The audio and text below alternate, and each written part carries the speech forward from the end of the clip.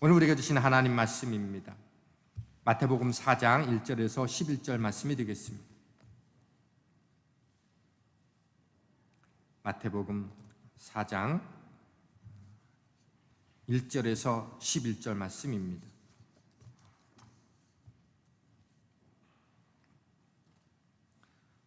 화면 보시고 성경책 보시면서 눈으로 한번 귀로 읽으시길 바랍니다. 제가 봉독합니다.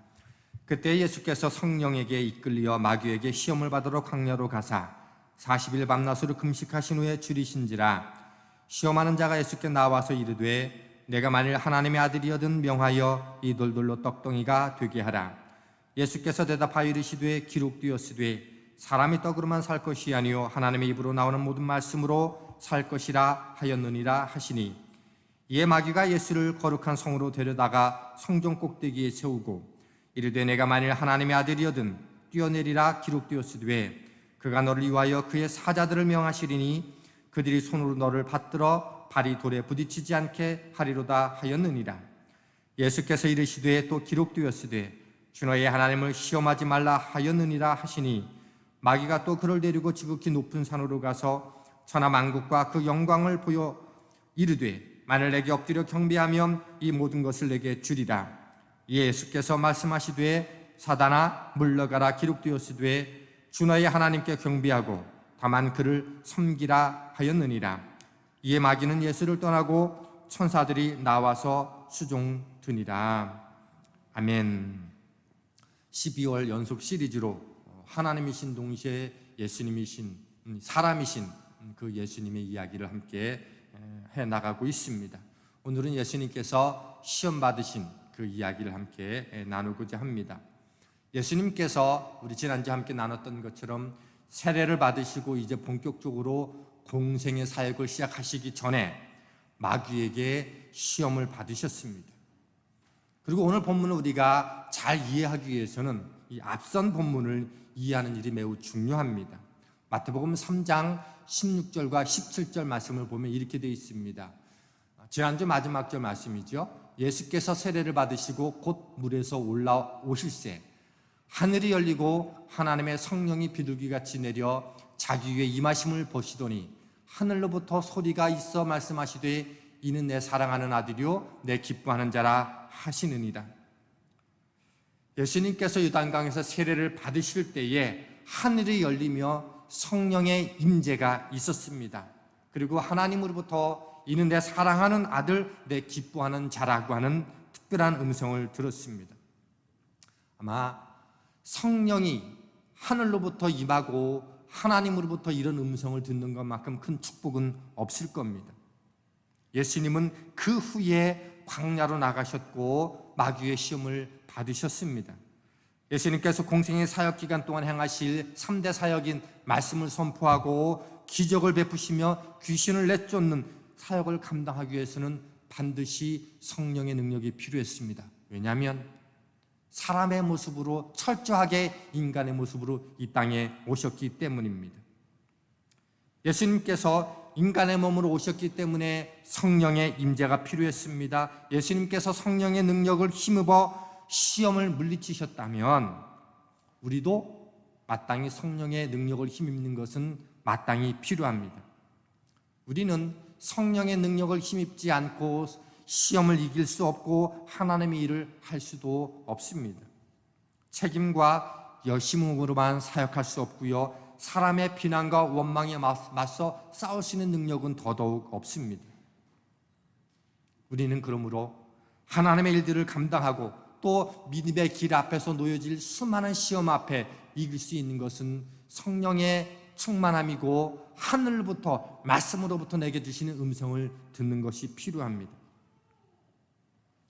성령의 임재와 하나님의 사랑으로 채워졌기 때문에 예수님은 마귀의 시험에서 승리했고 많은 사람들에게 수많은 비난과 원망을 받아도 상처되지 않았고 시험에 빠지지 않았습니다. 마태복음 4장 1절은 이렇게 말씀해 주고 있습니다. 그때 예수께서 성령에게 이끌려 마귀에게 시험을 받으러 광야로 가사. 예수님은 성령에 이끌려 광야로 나갔습니다.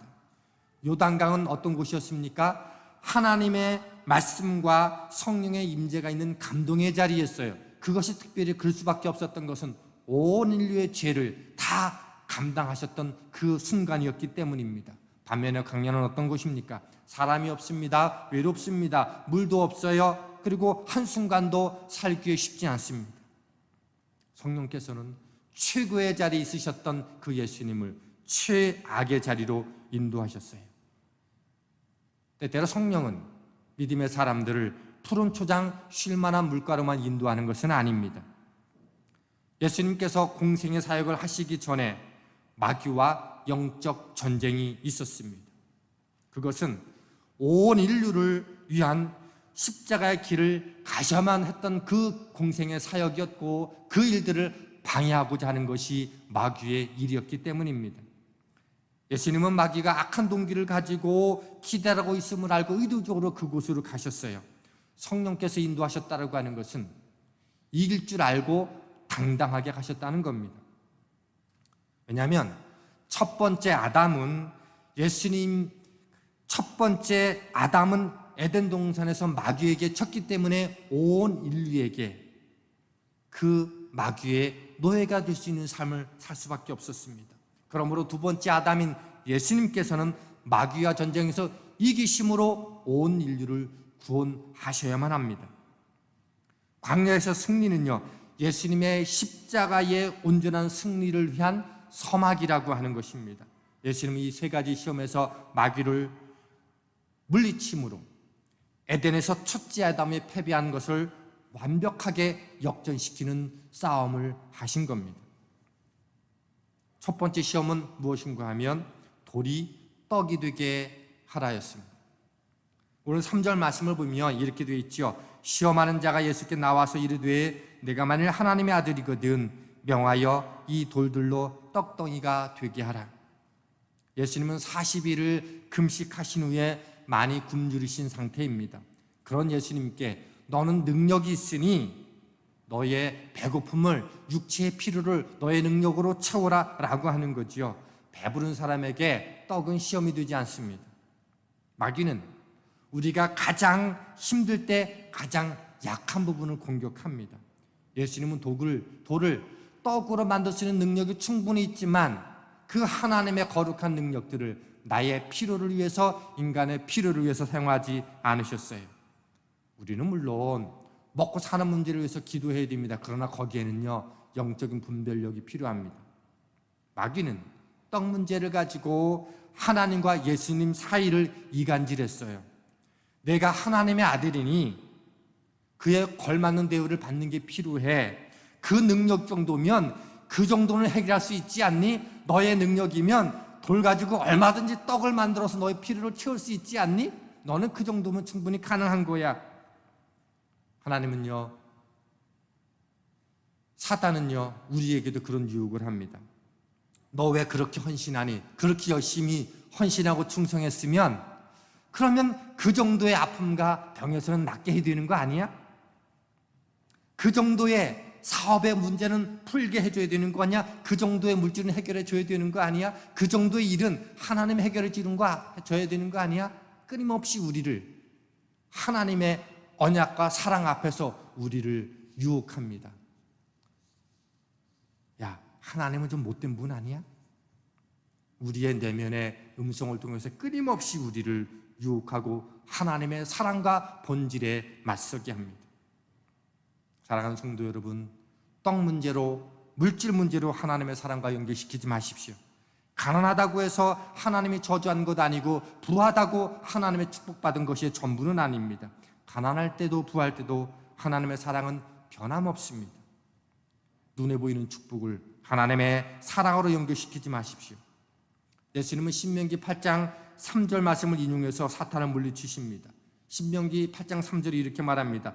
너를 낮추시며 너를 줄이게 하시며 또 너도 알지 못하며 네 조상들도 알지 못하던 만나를 내게 먹이신 것은 사람이 떡으로만 살 것이 아니요 여호와의 입에서 나오는 모든 말씀으로 사는 줄을 내가 알게 하려 하심이니라. 이 말씀을 가지고 예수님은 인용하시고 이기셨어요. 사람이 떡으로만 사는 것이 아니요, 이 말씀은 무슨 뜻일까요? 예수님은 우리에게 물질이 필요하다는 것을 아신다는 거예요. 그러나 떡으로만 사는 것이 아니라는 거예요. 그 얘기는 물질의 가치를 인생의 전부로 여기지 말라는 겁니다. 오늘 신명기 8장 3절에서 인용한 그 말씀을 보면 이렇게 되어 있어요. 하나님께서 이스라엘 백성에게 만나를 먹이셨어요.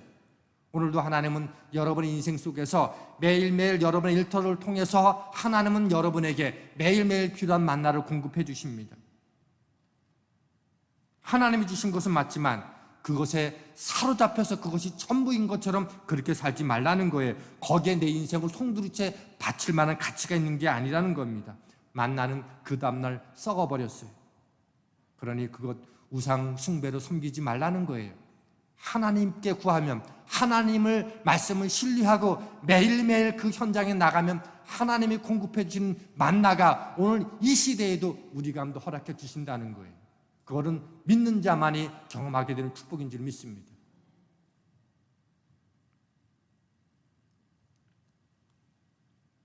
마귀는 단지 세상에서 살라 이렇게 말하는 게 아니라 세상을 사랑하며 살라라고 우리를 꼬드깁니다.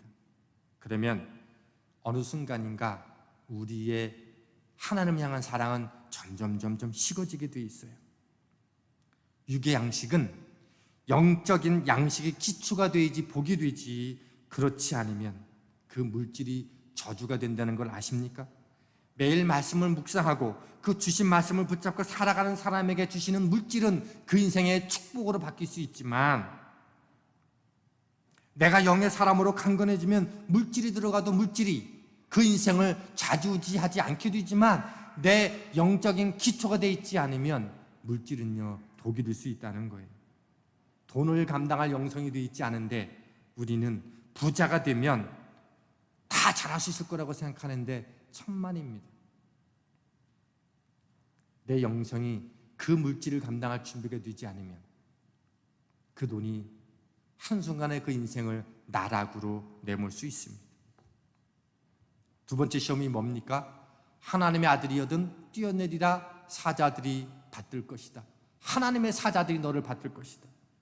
마귀가 첫 번째 시험에 실패하자 포기하지 않고 또 찾아왔어요.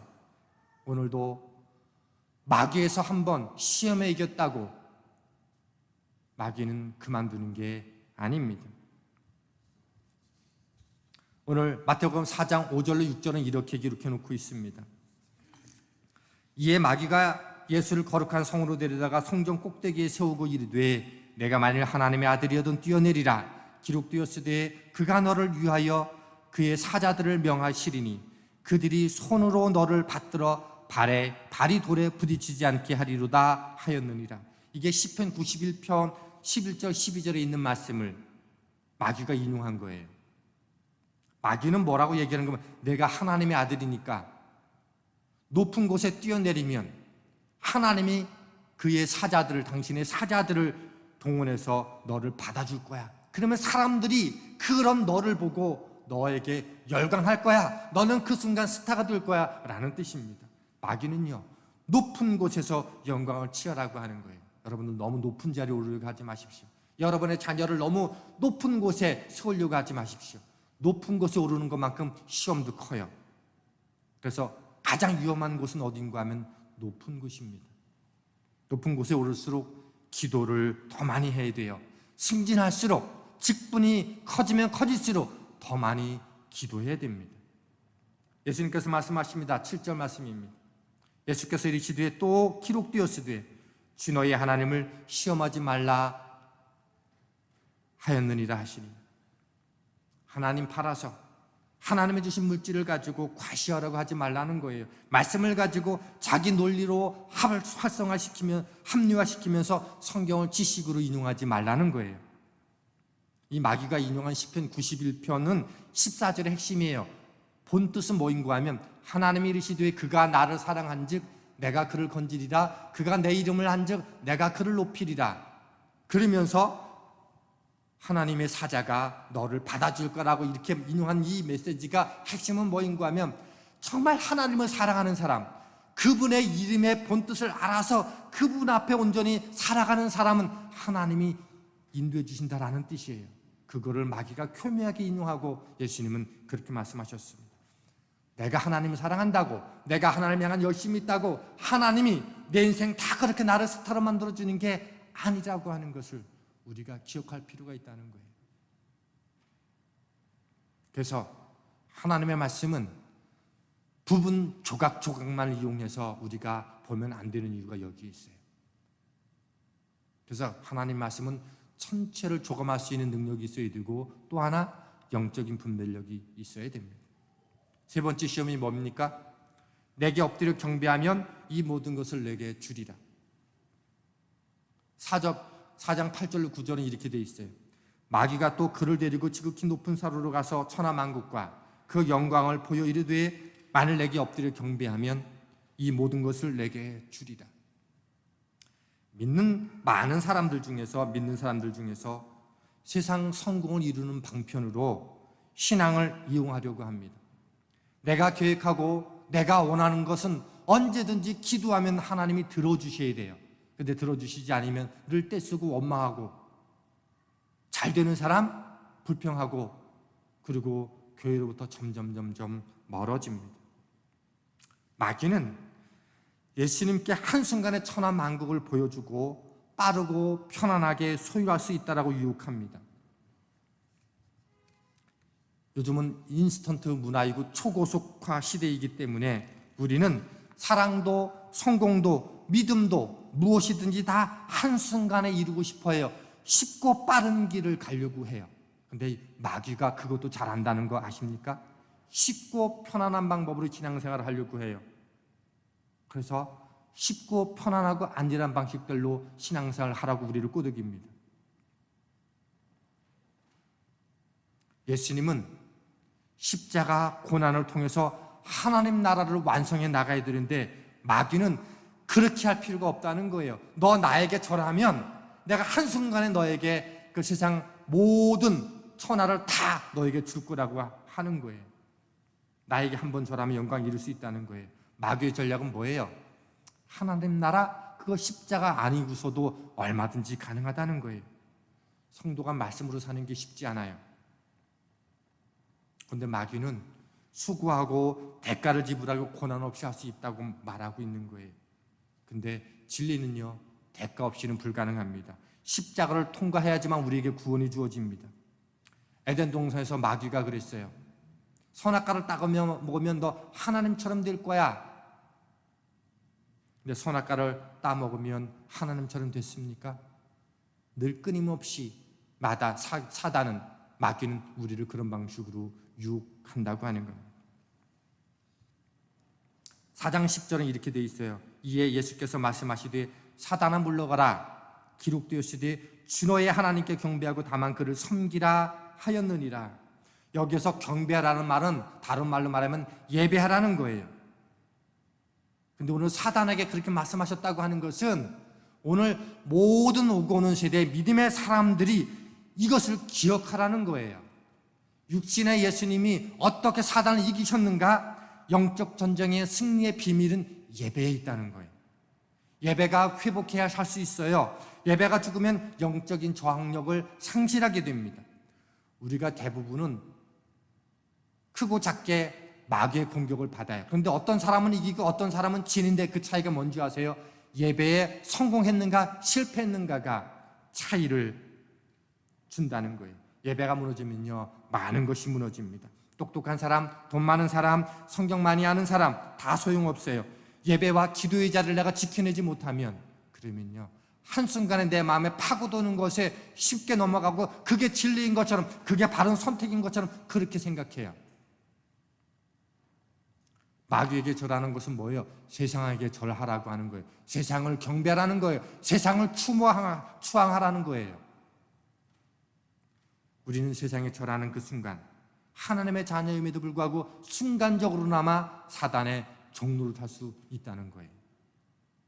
성경 읽을 시간에 성경 읽지 않고, 기도할 시간에 기도하지 않고, 묵상할 시간에 묵상하지 않고, 예배할 수 있는 시간에 예배하지 않는 것. 그 순간에 내가 그러면 거룩하고 영적인 방식대로 살아가느냐? 그렇지 않아요. 마귀가 원하는 대로 우리는 우리의 시간과 공간을 빼앗길 수 있다는 거예요. 예배와 기도가 회복되어야 됩니다. 특별히 연말이 다가오면 우리의 마음을 흔드는 수많은 이유들이 오늘 우리 주변에 산재해 있습니다.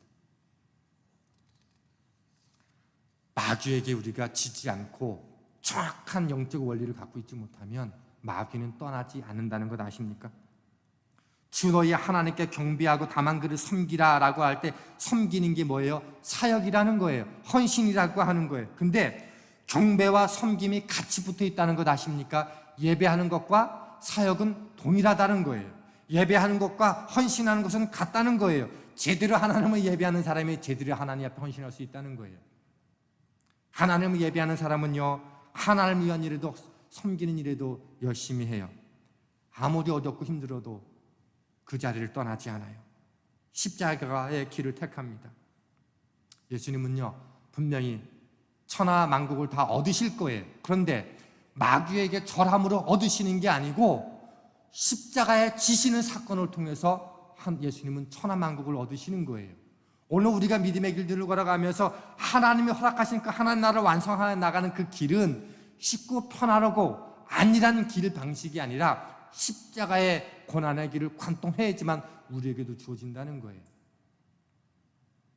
다음 세대들에게 우리가 소망을 갖고 새조명교회를 세팅해 나가는 일에 있어서 핵심은 자녀가 아니라는 거 아시죠? 부모가 문제라는 거예요. 내 자녀를 믿음으로 양육하는데 교회의 시스템이 문제가 아니라 가정에서 이 부모가 어떻게 이 자녀를 믿음으로 세워갈 것인가라고 하는, 하나님은요 다음 세대를 향한 거룩한 꿈을 쉽고 편안한 방법으로 주신 게 아니라니까요.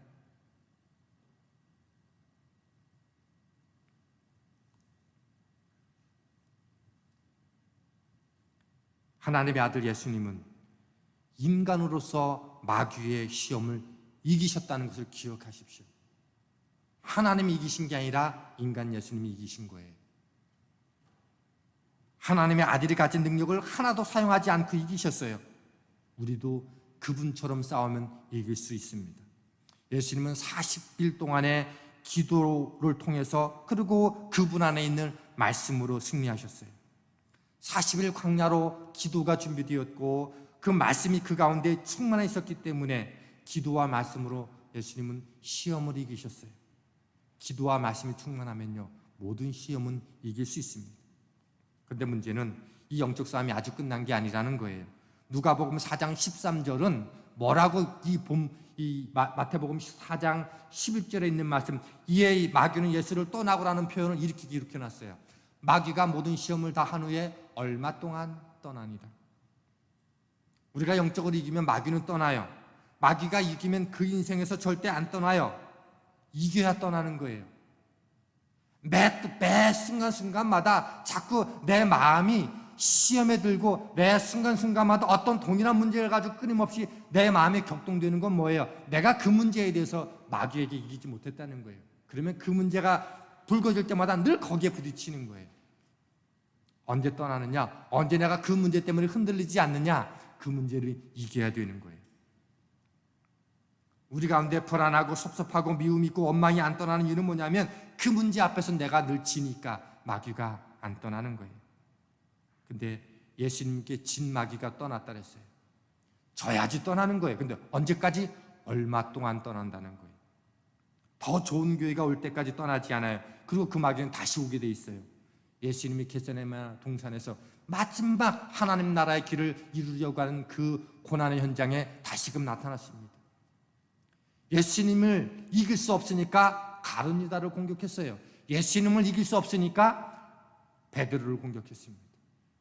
마귀는요 여러분을 공격해서 쓰러뜨리지 않으면 여러분의 가족 가운데 누구, 여러분과 친한 누구를 통해서 여러분을 넘어뜨리려고 해요. 그러니 여러분이 믿음의 길들을 걸어가면서 누군가가 내 사랑하는 이들과 가족과 그 사랑하는 이가 내 옆에서 어떠한 도전의 문제를 주거든 담대히 이기셔야 되는 거예요. 아니면 삶의 구석구석 매 현장 속에서마다 그 일들은 끊임없이 일어납니다. 그렇지만 우리는 이길 거예요. 마태복음 4장 11절은 이렇게 말씀해 주고 있습니다. 이에 마귀는 예수를 떠나고 천사들이 나와 수종드니라. 마귀의 시험에서 예수님이 승리하셨을 때 하늘의 천사들이 그분과 함께 그분을 수종들었어요. 뭐예요? 그분을 격려하고 위로하고 축복하는 시간들이 함께 주어졌다고 하는 겁니다. 영적인 축제가 있다라고 하는 거예요. 여러분이 마귀와 싸워서 이기면 여러분이 상상하지도 못했던 하나님의 사자들이 여러분과 함께 격려해 주실 겁니다. 예수님은 영적인 권위로 마귀를 압도했어요. 예수님은 마귀에게 뭐라고 공격을 하자 이건 이렇고 저건 저렇고 그렇게 설명하지 않았어요. 설득하려고 하지 않았어요. 하나님의 말씀으로 선포했을 뿐이에요. 사람이 떡으로 살 것이 아니요 하나님의 말씀으로 살 것이니라. 너희 하나님을 시험하지 말라. 사탄아 물러가라. 주 하나님을 경배하고 다만 그를 섬길지니라. 이게 영적 권위예요. 영적 전쟁은 인간의 논리로 싸울 필요가 없어요. 예수님은 성령의 임재와 너는 내 사랑하는 아들이라는 그 사랑의 힘으로 물리쳤어요. 그리고 그 마음속에 새긴 말씀을 가지고 마귀를 물리쳤습니다. 저는 이 말씀을 읽을 때마다 전율하는 게 뭐냐면 제가 몇 번 말씀을 드렸지만 신명기 6장 4절의 첫 출발점 쉐마 말씀의 첫 출발점이 뭐예요? 하나님을 경유하라는 말씀 다음에 너는 오늘 내가 너에게 가르치는 이 말씀을 너는 마음에 새기고 그리고 자녀에게 가르치라고 하는 그 말씀을 예수님은 당신이 온몸으로 실현해 내셨어요. 영적인 모든 오고 오는 세대의 자녀들에게 시험에서 이길 수 있는 방법은 뭐예요? 말씀을 마음에 새긴 그것을 가지고 물리치셨다는 거예요. 예수님은 그 모든 모범을 보여주셨어요.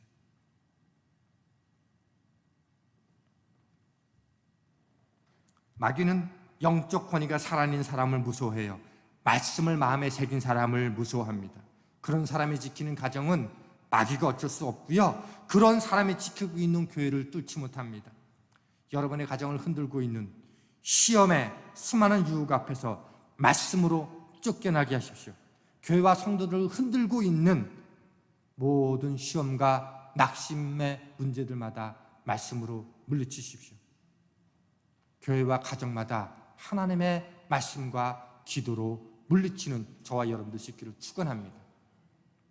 예수님은 모든 일에 한결같이 우리와 같이 시험을 받으셨어요. 그분은 굶주리셨어요. 십자가에 달릴 것을 아셨고 하나님 나라를 건설하셔야만 됐어요. 근데 사탄은 그 십자가 길을 걸어가지 않고도 된다라고 말합니다. 그리고 그 시험은 우리에게도 동일하게 옵니다.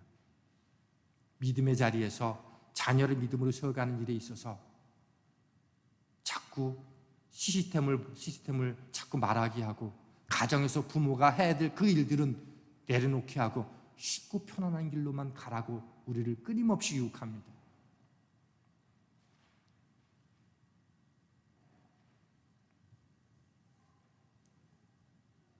예수님이 말씀과 기도로 이겼다면 우리도 수많은 유혹 앞에서 이길 수 있는 길은 말씀과 기도입니다. 예수님이 굶주리실 때 공격했다는 얘기는 가장 취약하고 약한 부분을 공격한다는 거예요. 매년마다 나로 하여금 자꾸 넘어지게 하는 어떤 제목이 있다면 그게 내가 흔들리고 있고 가장 약점을 가지고 있다는 거예요. 여러분 거기에 넘어가시면 안 됩니다. 수많은 시험에 이기려면 말씀의 견고함이 내 안에 있어야 됩니다. 예수님께서 인용하신 모든 구절은요 말씀을 암송하고 그리고 말씀을 마음에 새긴 기억에서 나왔습니다. 예수님은 성경을 잘 알았고 잘 기억하고 있었어요. 하나님의 아들 예수 그리스도 그분께서 말씀을 그렇게 알았다면 우리는 두말할 필요가 없습니다. 이 축복이 저와 여러분 가운데 가득하게 되기를 축원합니다. 하나님 감사합니다. 예수님이 받으셨던 시험은 모든 인간이 받을 수 있는 시험입니다. 예수님이 그 시험에 이기셨던 것은 우리도 그 시험에 이길 수 있음을 가르쳐 주십니다. 하나님 새생명교회 속한 모든 믿음의 가족들마다 기도가 풍성하고 예배가 성공하고 말씀의 사람 되어 가정을 그렇게 믿음으로 견고하게 세워가게 하여 주시고 하나님의 교회도 그렇게 세워져 가는 복된 새생명교회 되도록 축복하여 주시옵소서. 예수님 이름으로 기도하였습니다. 아멘.